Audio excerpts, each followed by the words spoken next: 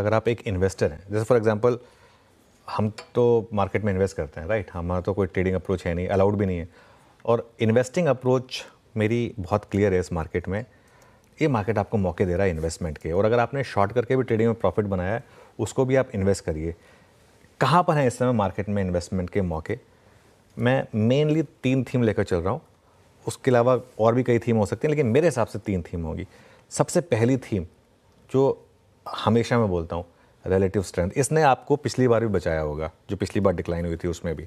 जो stocks 52 week high बना रहे हैं, कमज़ोर बाजार में जो स्टॉक्स 52 वीक हाई बनाते हैं, वो जब अगली बुल मार्केट होती है उसके लीडर्स होते हैं, ये मार्केट आपको पहले से बता देता है कि नहीं, ये स्पेस जो है ये लीडरशिप लेने वाली है इसके लिए, तो उस पर फोकस करें आप। दूसरा, सेक्टर अप्रोच, और इसमें फर्स्ट और सेकंड अप्रोच में कई स्टॉक्स कॉमन होंगे, इस चीज़ का भी आपको ध्यान रखना है। सेकंड अप्रोच है 2 सेक्टर को चुन लीजिए आप, आईटी और फार्मा। और आईटी और फार्मा को मैं क्यों चुन रहा हूँ, इस पूरे साल मैंने आईटी और फार्मा की बात की है क्योंकि ये डायरेक्टली यूएस प्लेयर्स हैं, डायरेक्टली करेंसी प्लेयर्स हैं। बाकी बाजार के लिए करेंसी नेगेटिव है, इनके लिए करेंसी पॉजिटिव है, क्योंकि जितना रुपये डिप्रिशिएट करता है इतना उनके लिए फ़ायदा है, और यूएस इकोनॉमी स्ट्रांग है, ये सारी की सारी कंपनियां यूएस फेसिंग है। और अगर आप इन दोनों सेक्टर्स के चार्ट देखेंगे ना इस साल के, आप किसी भी लेवल पर आपने लिया, आपका पैसा गया नहीं, उल्टा आपका पैसा बना है। और हर लेवल पर ये बात हुई है कि अब आपके पोर्टफोलियो में आईटी और फार्मा का वेट बढ़ा दीजिए, आईटी और फार्मा का वेट बढ़ा दीजिए। तो ये तो फर्स्ट और सेकंड में काफ़ी स्टॉक्स आपको कॉमन दिखेंगे, लेकिन वो खैर हर कोई समझता है इस चीज़ को।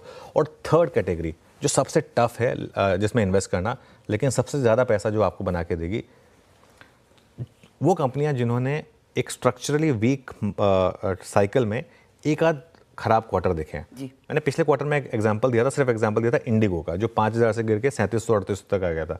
ऑलरेडी वो 4500 तक पहुंच गया वापस, आज एक और अपग्रेड आया उसके ऊपर। तो ऐसे स्टॉक, इसमें आपको स्टॉक स्पेसिफिक होना पड़ेगा, और इसमें आपकी जजमेंट कॉल होगी। जैसे एक और एग्जाम्पल हुआ करता था पॉलीकैब का, या एक और एग्जाम्पल हुआ करता था वोल्टास का। ऐसे ऐसे आपको कई एग्जाम्पल मिल जाएंगे। ये स्टॉक स्पेसिफिक अप्रोच होगी जो आपको देखनी होगी, उन पर आप फोकस। ट्रेंट एक और एग्जांपल हो सकता है। ट्रेंट में एक लगातार 1 वे की रैली हुई थी, फिर पिछला क्वार्टर थोड़ा सा कमज़ोर था, उसके बाद स्टॉक गिर गया था।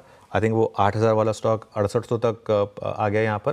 तो ये एक और एग्जांपल हो सकता है। तो इस तरीके के स्टॉक्स पर आप फोकस कर सकते हैं अगर आप प्योरली एज एन इन्वेस्टर हैं।